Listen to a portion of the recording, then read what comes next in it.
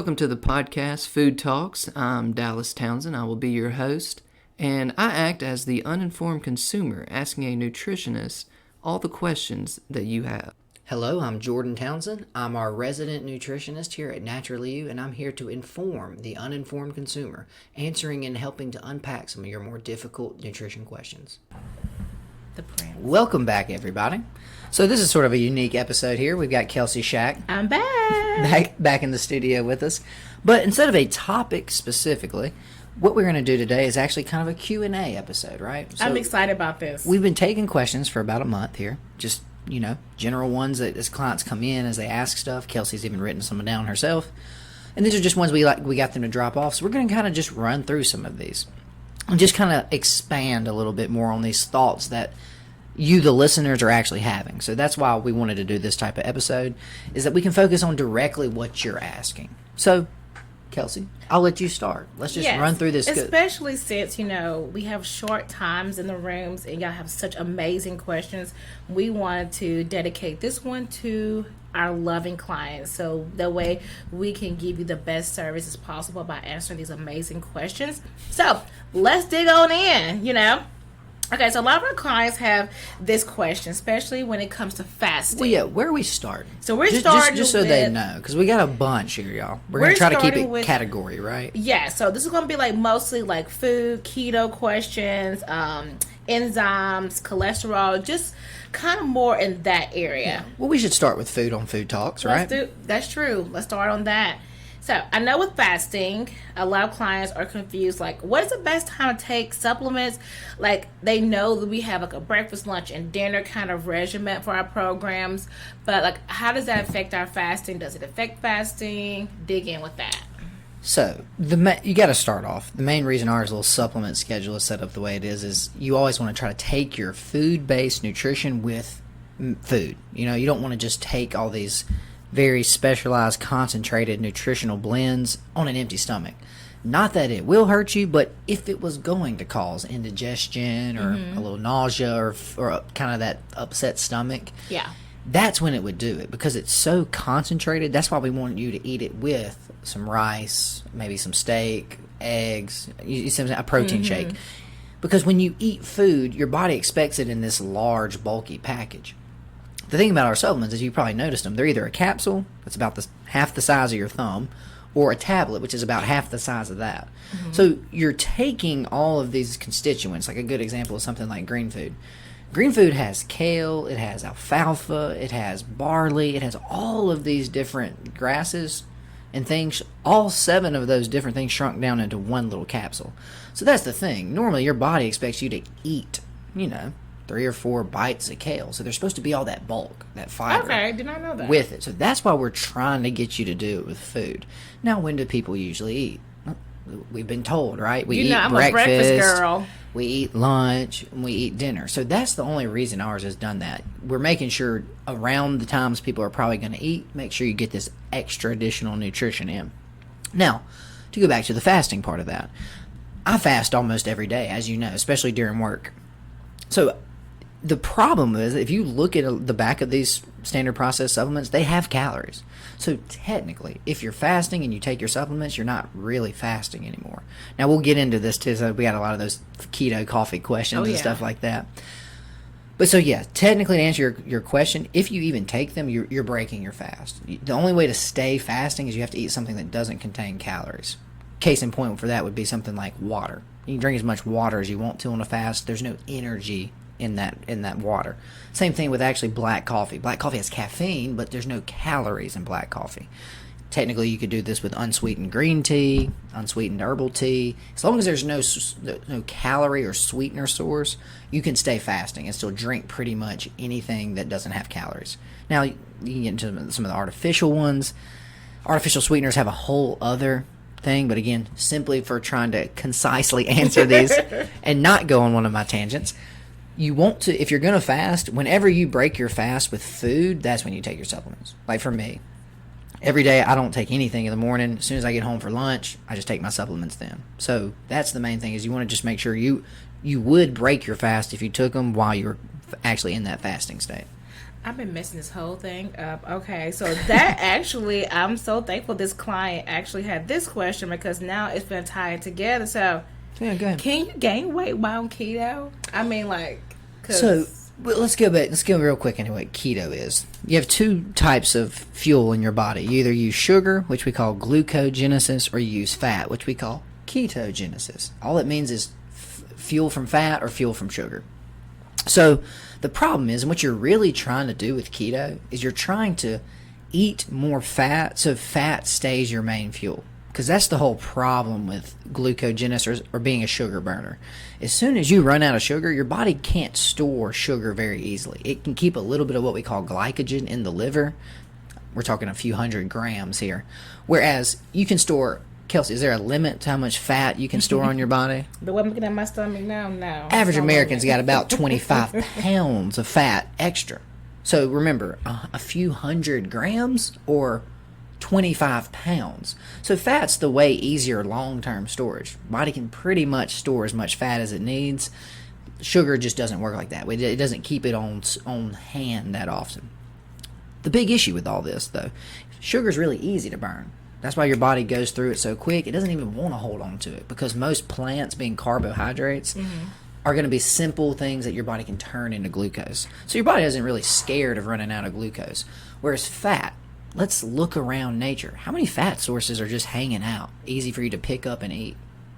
Almost none. I mean, really, Yeah. you got to make butter out of milk, right? You got to take 1,000 olives and squeeze them to get olive oil. So you see what I'm saying? Yeah, that makes So sense. but you can eat olives. So olives have a little bit of fat in them. Most of an olive is carbs. So biologically, for a long time, we got really good at burning sugar because most of what we always joke, plants don't run away. Animals are the other real high source of fat. Good luck, right? Yeah. You might kill a deer. You most likely won't. You might catch a fish. You most likely won't. So just now that we understand that basis, what you're actually using keto for, if you're doing it correctly, because to really answer your question, if you're gaining weight on keto, you're not doing it right. That's pretty much the basis of it. Because what you're trying to do, though, is by eating because the whole thing people miss about keto, they think it's all about fat. I got to eat coconut oil and butter. That's what I thought. And meat. I got to eat steak and all this, like, protein. Because it's even kind of a little offshoot of Atkins, which, remember, that was the high protein one. You could eat high protein or as much protein as you want. They didn't want you to eat carbs at all, hardly, and then some fats. The problem is protein turns to sugar. So this is where most people are screwing up keto. It's not that they're gaining weight on keto. You're not in ketosis. Your body is turning that steak into sugar, and you're back in glucogenesis. So what you're really trying to do with keto, though, is to make yourself the battery. That's why I do the fasting side of it, too. That if you don't put gas in the gas tank, what is You're your... not going anywhere. Well, but what's your body going to do? It's going to have to use the fuel on board. Hey, we got an emergency fuel tank. We don't just use our emergency fuel supply casually. We use it when there's nothing else available. So that's what people don't realize, the biggest way they're screwing themselves up eating breakfast, lunch, dinner. You never give your body a chance to use the backup fuel system.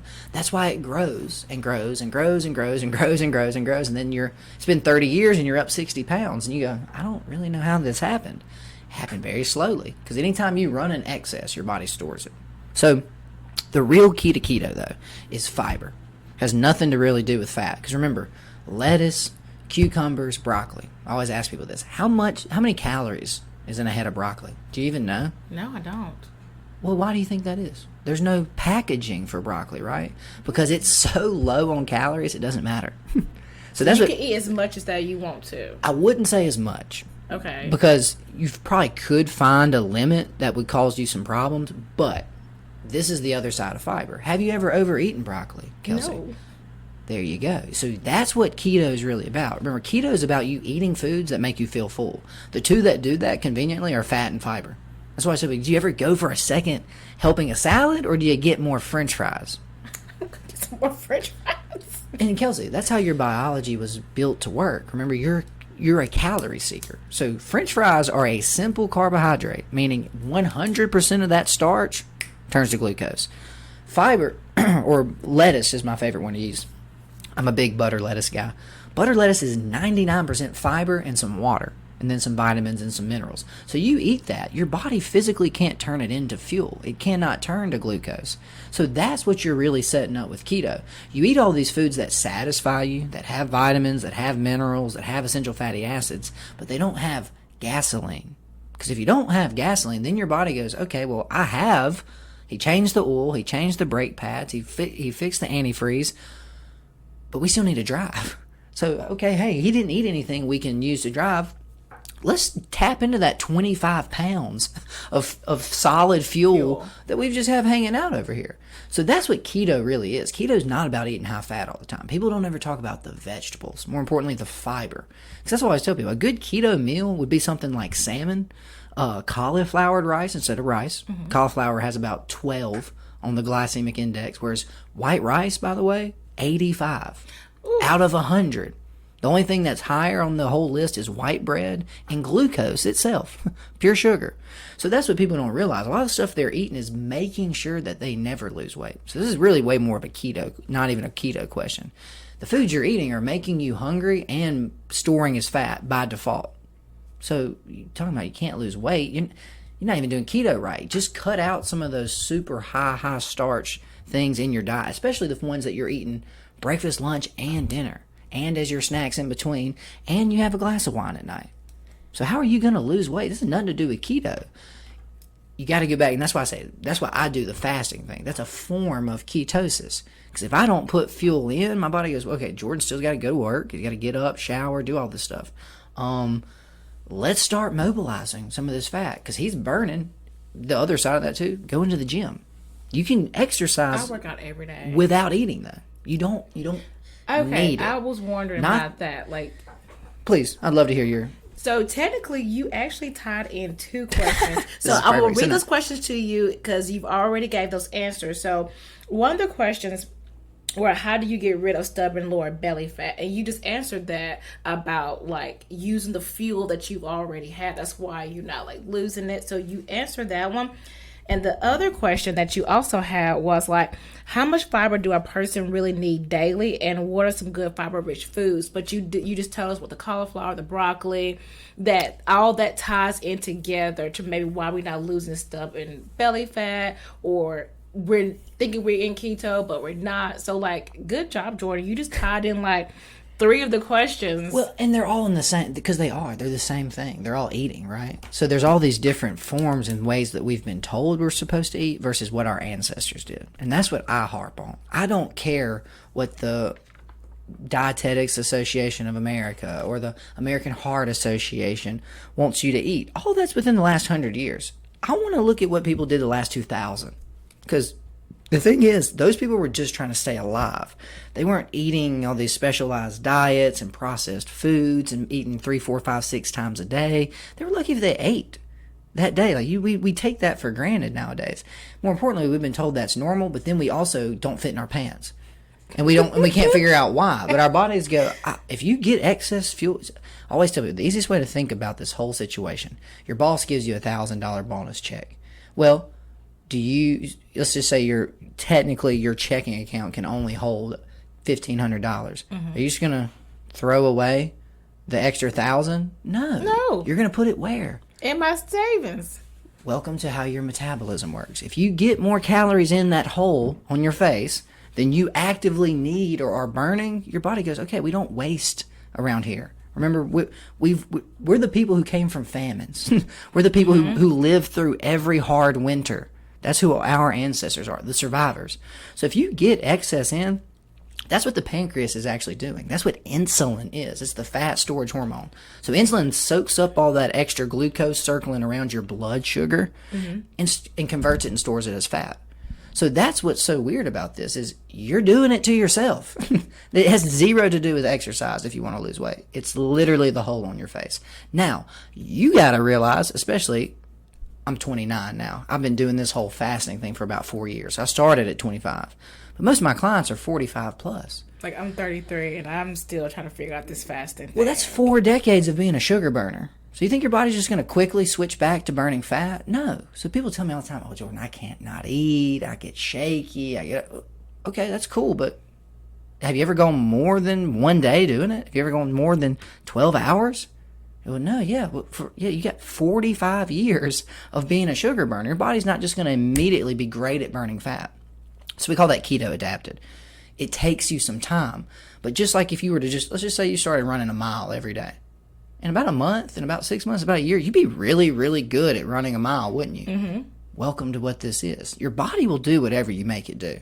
And that's kind of what the fasting / keto thing is. You're putting your body between a rock and a hard place.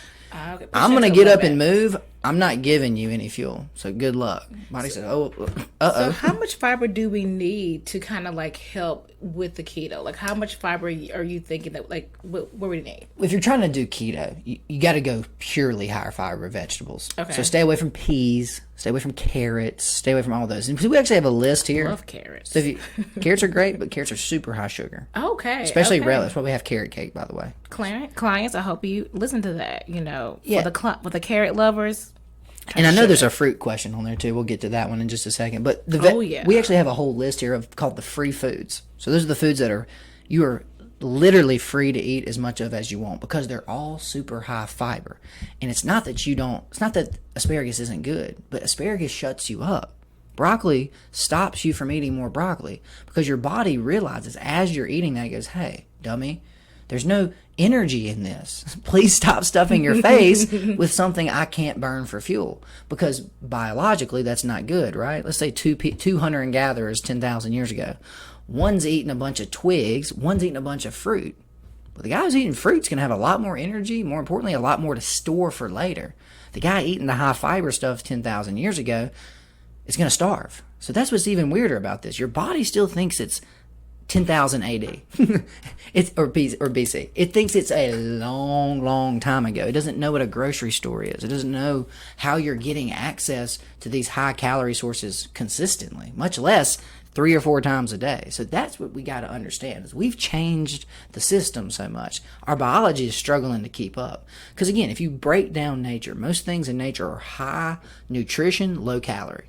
Very rarely is there high calorie, low nutrition. But that's when you get into cookies, crackers, cakes, all these refined grains, right? Because if you ate the whole grain, remember, you're getting the bran, you're getting the fiber, you're getting all that. So as we shift into fiber, like I said, I have a whole list, but really you're looking, you don't, the other thing too is, this is from the Mayo Clinic, so I would personally want you to get more, but they say men under 50, they want to get 38 grams of fiber a day. Women under 50, they want to get 25. And it actually goes down as you get older, which seems crazy, right? You think it would go up because prune juice, all the other stuff older people do to make sure they stay regular. Yes. Funny, it goes down. So this is the other thing. It says the best choices of fiber. The first one you'll always see is whole grain products. That could not be more wrong. That one honestly infuriates me because the problem with whole grain products is typically if you get Sara Lee whole wheat bread, it's not even whole wheat bread. It's still white refined flour, and they added a little extra fiber back. Well, how about you just not take the fiber out to begin with? Oh, Kelcie, it's a processing thing. It tastes better. Because again, some of the people listening to this probably remember wheat bread. Wheat bread used to be as hard as this table. It used to be, and that's the bran. That's the outer shell that protects it. Whereas the endosperm, which is the nice, soft, what we think of as white bread, that's the starch. Then you have the germ. We have wheat germ oil here. Mm-hmm. Wheat germ oil is the highest naturally occurring form of vitamin E. So that's the fat side of the wheat plant too. So there's no gluten or anything in wheat germ oil. It's just the fat constituent. The problem is those two things, the germ and the bran, are what make bread go bad. So when you take the fat out, fat's what oxidizes and changes. It's similar to sugar. Sugar is eternal. Same with honey. As long as it doesn't get wet, sugar is pretty much has no like spoilage date. White bread's the same way. If you take the fat out, the part that can oxidize and break down and spoil. So that's what they do. You take all the fat out. That's why I'd be sitting there for you. You have a shelf-stable product. So again, a lot of this isn't malicious. A lot of this is just capitalism. It comes down to money. If our bread goes bad in 6 weeks or 6 months, we're choosing 6 months. It's going to help us, and more importantly, the store is going to buy more because they can actually afford to because they don't go bad. So a lot of this is just, like I said, that's something our ancestors didn't even have access to. So quick question. So like you see on Instagram, they say, here's regular oatmeal versus, okay, here's oatmeal that can get you the fiber. You add some peanut butter to it, some good fat to it. You can add some chia seeds with more fiber, like bulk it up, and that way it doesn't spike your insulin, sugar, and you still get your fiber. What is your take on that? Because you see that a lot on Instagram. So I'll always tell people, your fiber should never be white, brown, or yellow. Those are not great sources of fiber because of what else is in there. They have the simple carbs. That's the oatmeal. That's why I tell you, you can read oatmeal. It's probably got 5 or 6 grams of fiber. It's got 26 grams of carbohydrates. So remember, you can subtract the fiber out of the grams. So you're getting what you can read as far as your liver and your pancreas are concerned is 21 grams of sugar. Because that's what those simple carbs are going to turn into. Your body's going to break them down into glucose and use them as fuel. Whereas, that's what I say. So you said that, case in point, you want to put oatmeal, and then you want to put more brown stuff in there. You want to put nuts, and then you want to put peanut butter, which has added sugar in it, and has protein, which turns to sugar. Stop. Your fiber needs to be colorful. Typically start with green, then go into the yellows, the squashes, the butternuts, and all that type of stuff. Asparagus, anything dense. That's where you're going to get way more fiber. And the reason it's better is it cannot turn to sugar. No part of it. So that's the thing, is it's super disingenuous for them to say that that's a better source, because it's not. It's really just not. There's more fiber and there's less carbs in those other sources, usually the green ones. What about fruit? Because I know some fruit has fiber. Could you add a little fruit? Would that be a little bit more better than going to the same color food? So fruit is good. Fruit's actually a good question, because fruit is the one that everyone thinks is amazing. And that's our next question too. So. Yeah, cool. Perfect, right? Perfect. Well, no, people think fruit is this miracle thing. They go, yeah, I love fruit. Eat fruit all the time. Fruit has this wonderful little molecule called fructose in it. Are you familiar? Yes. You ever heard of high fructose corn syrup? Yes. Not the same thing precisely, but you got to remember, fruits are not free. You can overeat bananas really easy and get in trouble. You can overeat grapes really easy and get in trouble. I love bananas. Pineapple, mango. A good rule of thumb for fruit, the bigger the fruit, the more sugar it has. Wow. The smaller the package, usually the less it I has. always say banana is full of like fiber too, like potassium and all these good things and benefits. Almost no fiber in a banana. There's some potassium, but you know what? There's way better sources of potassium. A lot of times, just like beef will have more potassium than a banana. Okay. Yeah, no, it's called marketing, and it works. That's why I try to help all my clients see is you've been sold all these ideas of food and what you're supposed to be doing and how your metabolism works by who? General Mills? I can't imagine General Mills told you an unbiased message. I'm sure they had breakfast cereal in there as a balanced breakfast, right? Especially that old school with the little sun, the little 2 scoops of the raisins, Yeah, that was like the whole selling point. When you break it down, right? Okay, a bunch of corn put down into little flakes. We sweeten the flakes, and then we put raisins, dried grapes, and then we put sugar on the dried grapes. Then we got you to put milk, which has lactose, which is milk sugar. Can you say an upset stomach? No, can you just say, like, you don't know why you're overweight? You don't know why your cholesterol's high? You don't know why your blood sugar's high? You don't know why you can't... I have some ideas, and it's literally staring us in the face. And like Cheerios, they make the whole commercial about it's heart healthy. Yeah, it lowers your cholesterol. I mean, right? it does all these things. We ever looked at those numbers? I think it lowered people's cholesterol by 4. Oh. Yeah. 4? Well, hey, how about you eat an egg white omelet with spinach in the morning? Because that's definitely not going to spike your blood sugar or your cholesterol. That's the whole other thing. Dietary cholesterol is not an issue you need to even concern yourself with. Your liver makes all the cholesterol it needs on an as-needed basis. So just to go back though, fruit, the biggest problem is it has sugar in it as an ingredient. That's why fruit is worse than vegetables, because squash doesn't produce sugar. You know, there's still carbs in squash, just like there are in apples, but an apple also makes fructose. Now, what that was from fruit was an evolutionary biological trick. Because remember, the fruiting body is the reproductive part of the plant. You don't eat any part of an apple tree except for the apple. Mm-hmm. Why? Apple tree doesn't really want you gnawing on the bark, breaking off limbs. But if I can trick this idiot into eating this fruit that's got my seeds in it, they walk around. So birds, animals, humans, eat my thing, walk 2 miles. So when you use the bathroom, hey, there's apple trees over here now.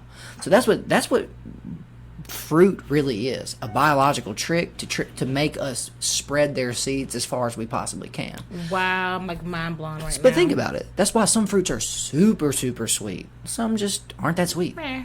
But case in point is blackberries, right? How many blackberries are on a bush, right? Not a lot. No, are you crazy? Blackberries are wild. Blackberries are like, okay. I mean, legitimately, I've seen like 300-400 blackberries on a bush. Versus, you ever seen a pineapple? You know how many pineapples a pineapple tree makes? 1. Why do you think it's so sweet? I've got to get these things spread. This is my only chance. Wow. Blackberry goes, I got 500 of these. They don't need to be that sweet. Because remember, it takes resources to increase that sugar concentration to make all those other chemicals too. So usually your best bet on any of the fruits are the berries. Strawberries, blackberries, blueberries. I keep those main ones in my... Raspberries, cranberries. Those are going to be your my lower kitchen. sugar fruits. Whereas, again, the eye test. This is not 100% accurate, but the eye test. The larger the fruit, the more sugar it has. So watermelon, super high, like 72 on the glycemic index. Pineapples, super high. You can get more pineapple or more sugar in 3 or 4 chunks of pineapple than you can in a whole handful of blueberries. So, again, not that fruit is bad. Fruit is not free. That sugar is what makes you hungry and drives that appetite. We always tell people, get you some carrot sticks and broccoli. See if you overeat that. Nope. You get 3 or 4 bites in, you're like, okay, I'm not even hungry. I'm actually like, ugh, I'm actually turned off. It's because it's fiber.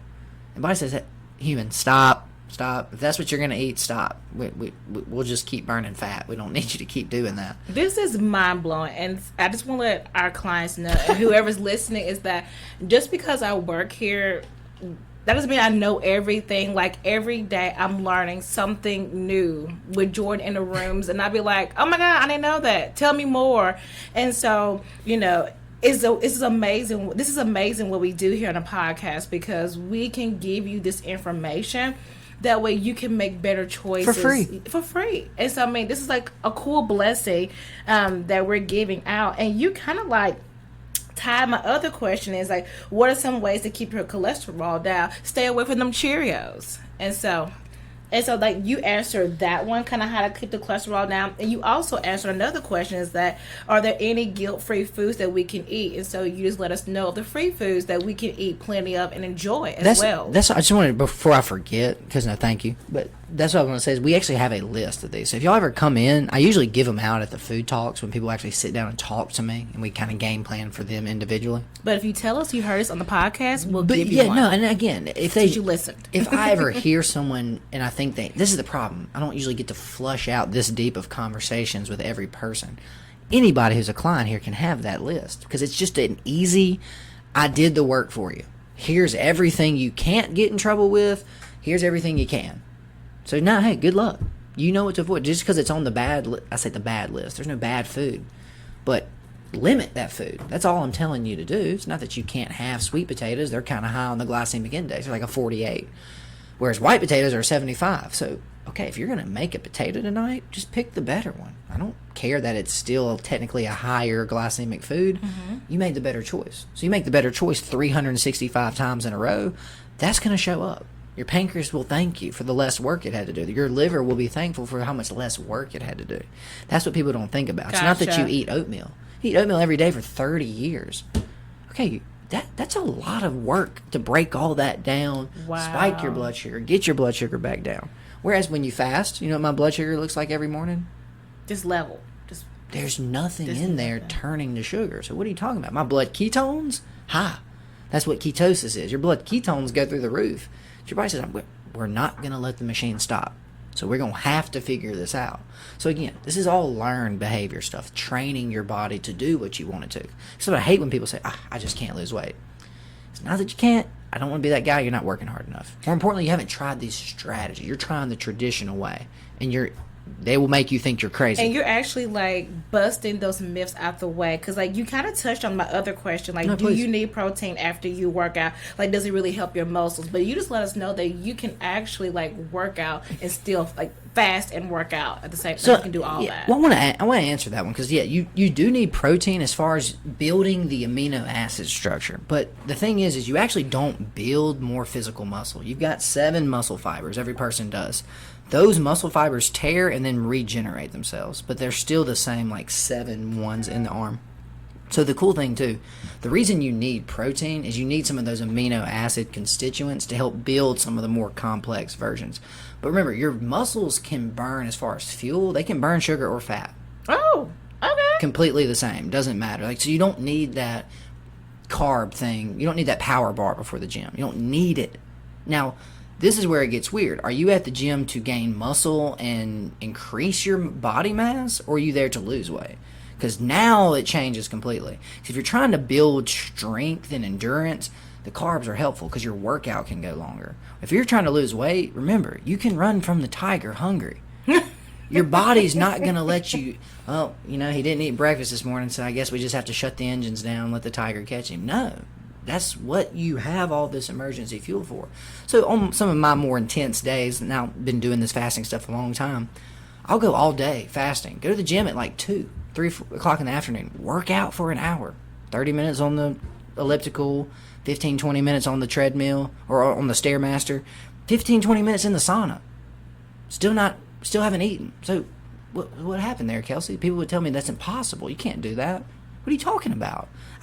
You're walking. You got abs and walking and breathing and everything. And I'm still about 13-14% body fat, even though I don't look like it at all. In that, it's just subcutaneous is all it is. It's not the exposed fat, but it's what they call the hidden fat. Okay. And that's normal though. You're supposed to. Fat's not, keeping some fat is not bad. It's like, that's why especially women's bodies are so resistant to letting go of fat.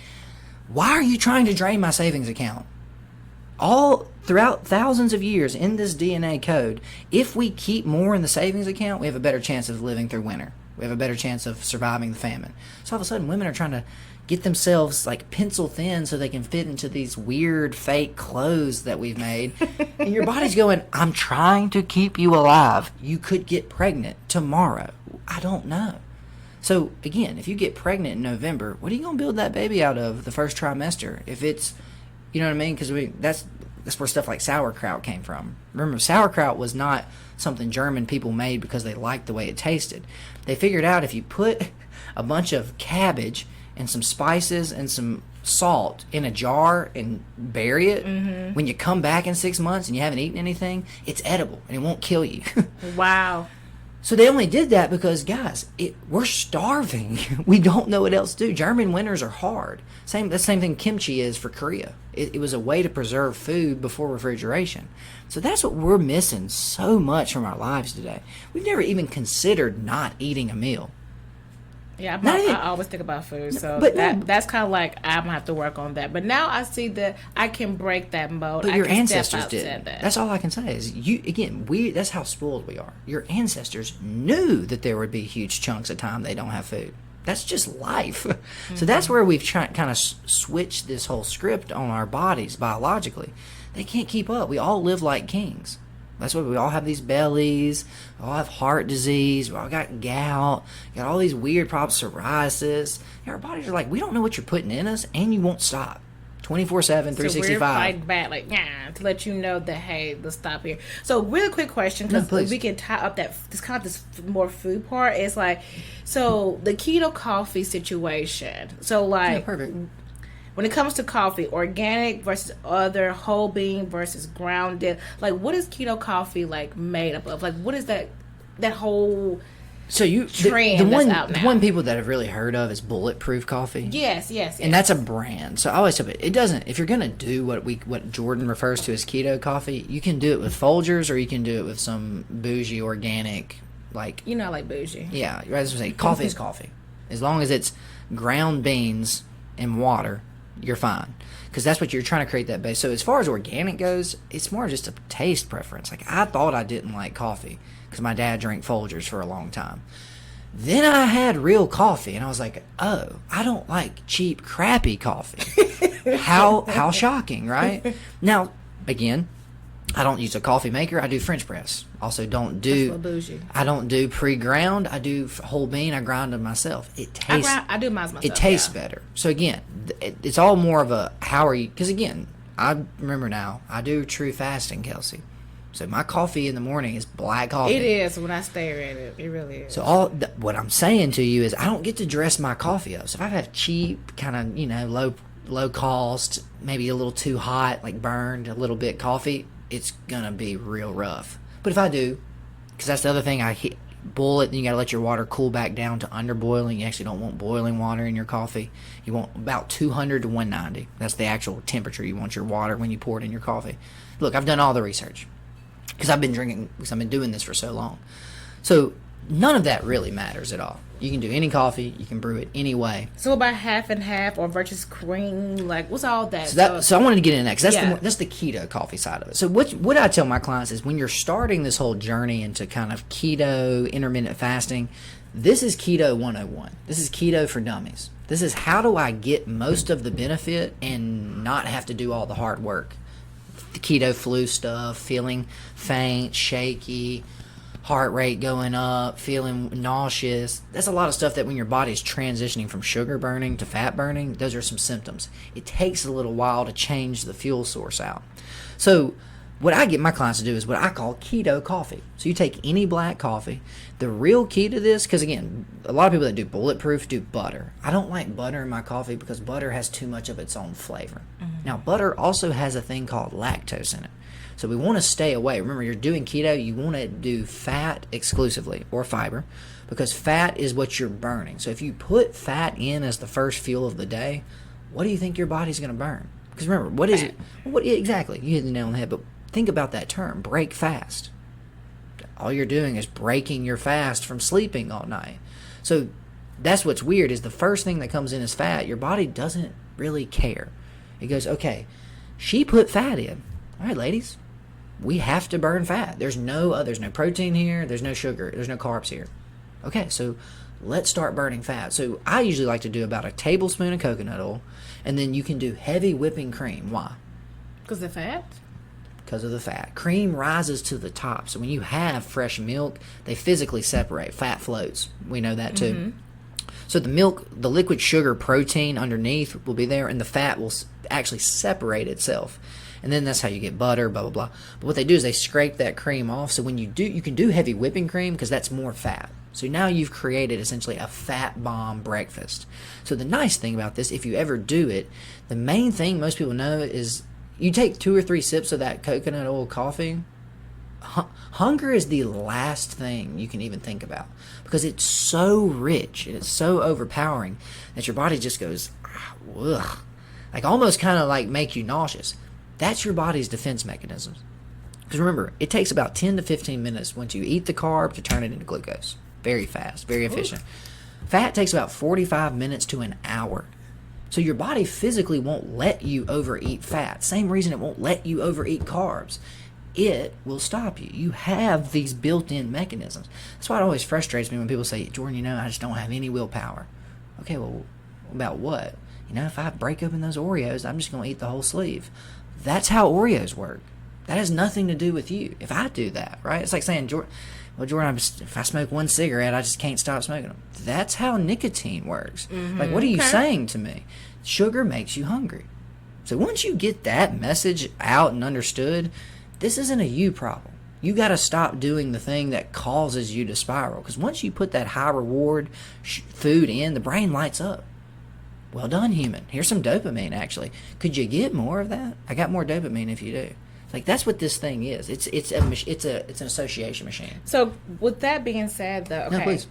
When you, I like I think it's Trivia, like the little vanilla, but it's no sugar. So this is stevia, right? Stevia, all that, like monk Just fruit confirming. and things like that. Does that mess up? Does it trick your mind or mess your mind up when you're making your keto bullet coffee? So technically, yes. Now I always tell my people at first, if you're going to do this whole keto coffee, and you have to put, because some people go, I can't drink coffee if it's not sweet. I need a little something in there, just a little teensy or something. Life's not easy, Kelcie. Do you want it to work, or do you want to? I have to have my coffee sweet. Wait, how you say a rock in a hard place? Yes, body, you have no choice. The problem is though, it will adapt. And eventually you'll be like me. You'll just drink black coffee and not think twice about it. And that's what people look at me like, I could never. What are you saying? Yeah, because I look at you. It's my favorite quote I ever heard. You're always right. If you say you can't do something, you're right. If you say you can do something, you're right. So You're already telling yourself that you can't do it. So yeah, correct. Wow. You're not going to be able to drink black coffee. You're right. I think I can do this. You're right. You really can. So that's the other thing. We live in a very soft world. Things are very always handed to us. It's very safe. We don't go hungry. So we've lost a lot of our adaptability. Remember, that's what really makes humans unique. You realize animals don't live on every single part of every single climate, right? You have snow leopards, then you have jaguars. Well, you realize humans live in both of those places. That's what makes us the best animal. We can literally live anywhere on the planet because we're adaptable. We'll find a new food source. We'll find a new way to stay warm. We'll find a new way to do anything. So that's what just disheartens me about when I hear people say, oh, well, I can't. Your ancestors would not like that answer.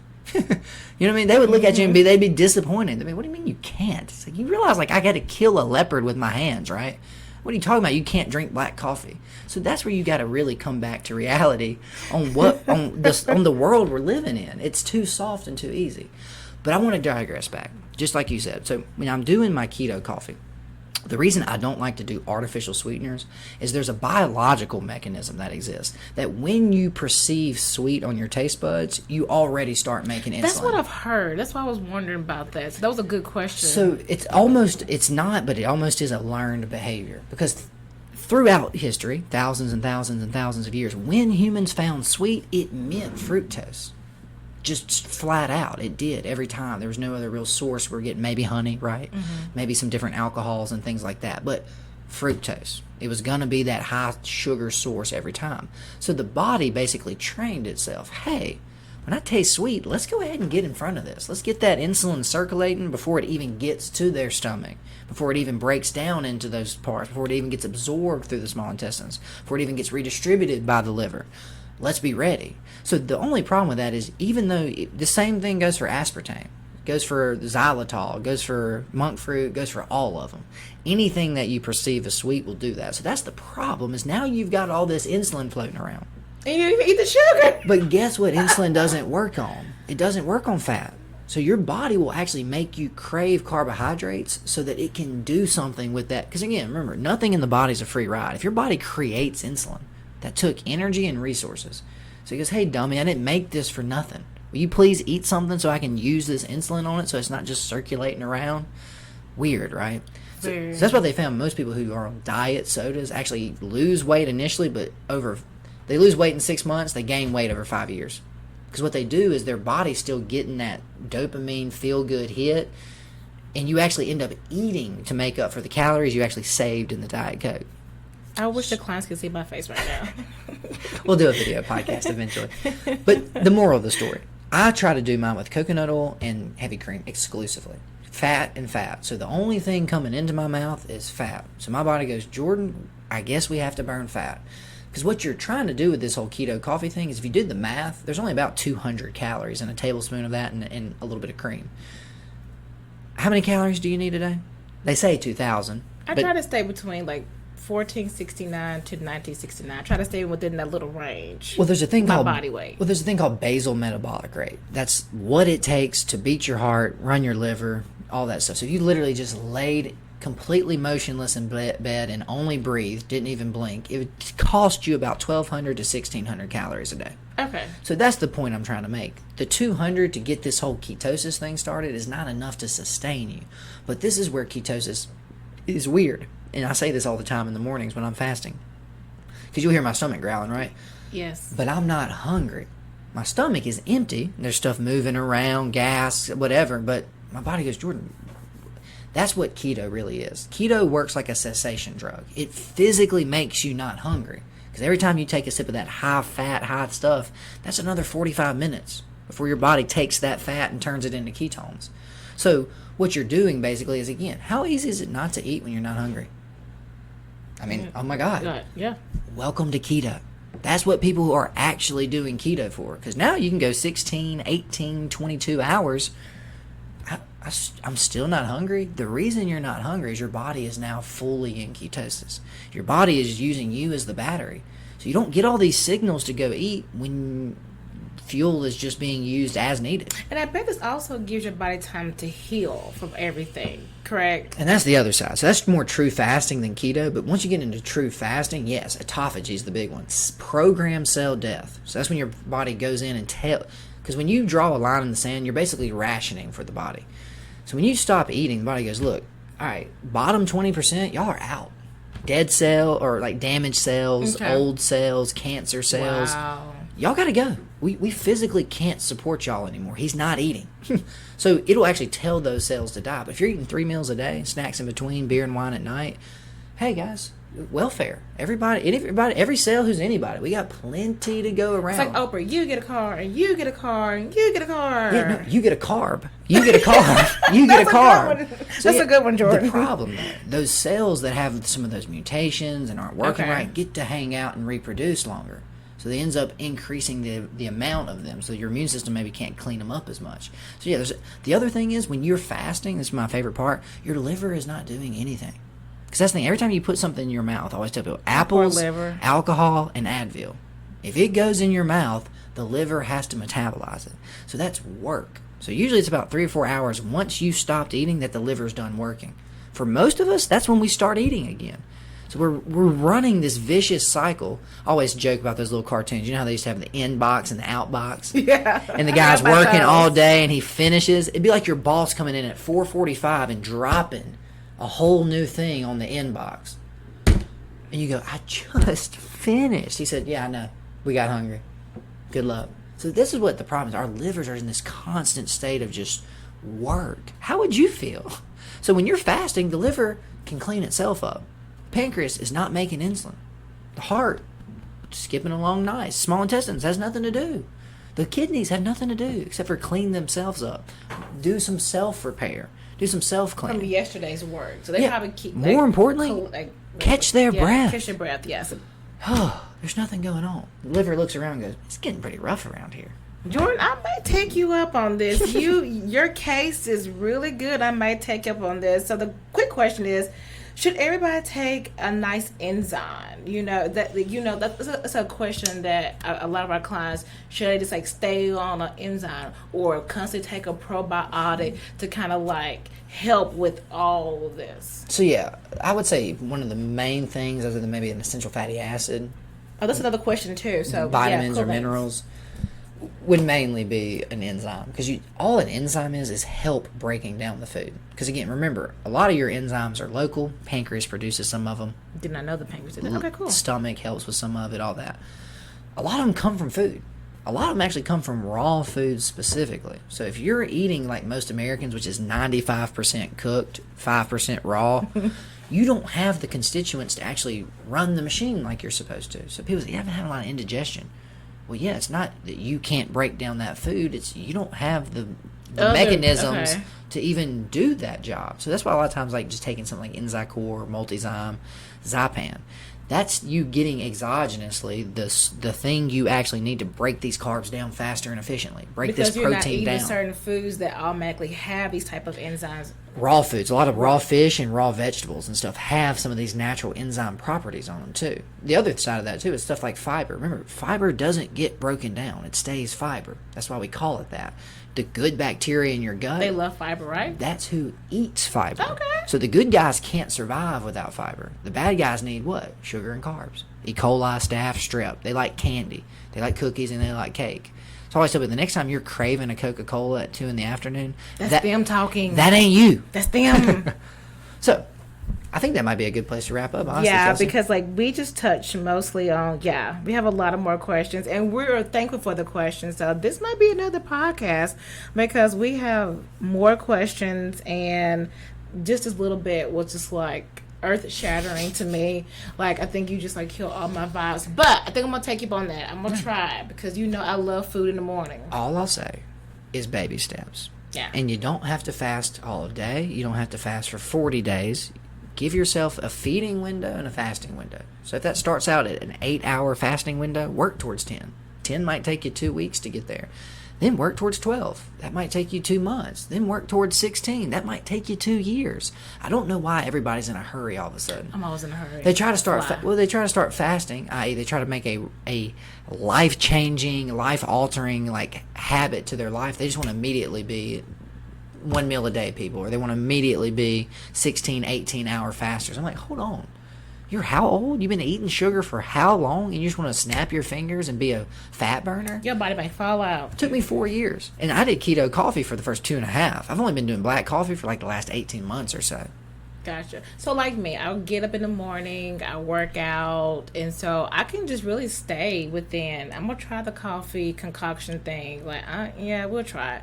But we'll use your sweetener at first. Use your little drops to start. I probably cut back from 20 drops to maybe 10. No, and that's what I'm saying. I go that may help. And so I still can like work out, do my little coffee, and just go all the way until lunchtime. Like, especially the working out. That's what I do, Kelsey. Okay. And now on my crazier days, and this is what I always say. I cannot emphasize this enough. There are days I wake up and I'm hungry. Guess what I do? You eat. I eat breakfast. Like, that's why I try to tell these people, they get so locked into a system. Like, I'm fasting. I have to do this 5 days a week every day. No. If you're hungry, eat. If you wake up and you have no appetite, please do not eat. What are you doing? I need that mindset. Okay, I'm glad you kind of your body's telling you it doesn't want food. Whereas some days I get to lunch, I'm not hungry. I'll just go till 5, I'll just fast all day. What happens. Not even see what happens. I'll be fine. It's a weird lesson. Dallas can chime in on this a little bit. He doesn't have a microphone. But he started doing the 1 meal a day fasting stuff and eating clean. It's weird when you realize that you're actually in control. Because so many people are beholden to their body. They get hungry, they just go grab something. They crack a Coke, they get some almonds. But once you start forcing yourself, be uncomfortable, people. I don't know why our society all of a sudden is so against being uncomfortable, at least for a little while. I'm not saying do it for 30 days, but be uncomfortable for 2 hours. Turns out what doesn't kill you makes you stronger. I actually learned that while being on a vacation and being with other people, and we don't eat breakfast. And man, I'm sitting here panicking because I eat breakfast, but being with them kind of trained me to like, okay, well, they're not, so I was able to challenge my body and realize I'm not going to die, if I don't have a snack. And that's the lesson. Like, eventually, like, I will be okay. I'll be okay. And then 3 hours goes by. You are what you think. Well, no, and then 5 hours go by. And then it's 6 p.m. and you're like, I didn't eat. I almost ate at 1 because I felt like I couldn't survive. It's been 4 hours and I feel fine. Welcome. You're now in ketosis, by the way. So the world don't teach us that. They're like, eat. Kelsey, the biggest pushback to fasting is there is no money in you not eating. So there you go. Why do you think the message is eat all the time? I can save a lot of money because all my money go to food. But this has been amazing, and I'm once again so grateful that our clients took time out when they came in here or online to send us amazing questions. And trust me, we'll have to do another one because we have many more questions. But I'm also happy to be back on the podcast with y'all. Yeah, we like having you. Might have to get you in here once a month, Kels. Okay, maybe for a snack. Sounds perfect. Alrighty, guys. If y'all like this episode though, or have any other questions, feel free to drop them off here. Like I said, we'll probably wait another month or so, maybe the end of July. Follow up with some of these, and then see if there's any additional. And also, share. You're not the only person who could benefit from this podcast, this amazing knowledge. Share, sit into people, get the word out. Be a good person and give good information to save lives and people's health, especially in the season that we're in with everything going on. Share, and share. We appreciate it. We'll see y'all next time. Bye.